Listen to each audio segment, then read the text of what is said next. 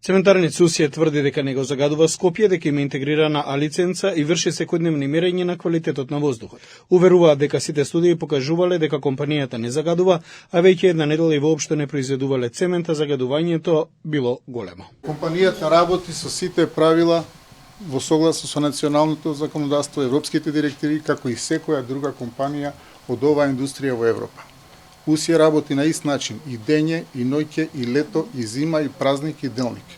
Затоа, прашањето зошто загадувањето е само во зима, укажува на некои проблеми. Иако бевме поканети во кругот на фабриката, кога побаравме да ги снимиме погоните, ни беше кажано дека за тоа ќе треба посебна дозвола.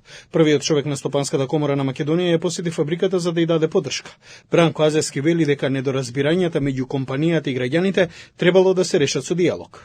Ние како комора сигурно го респектираме членството и придонесот што го дала оваа компанија тамо, меѓутоа го респектираме и народот кој што има што да каже и кажува овие денови и треба тоа да се сослуша.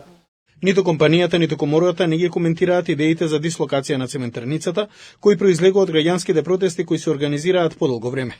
На последниот собир пред вадена иницијативата Стоп за Усија побара поставување мерна станица во кругот на фабриката, чии резултати ќе бидат објавувани јавно во реално време.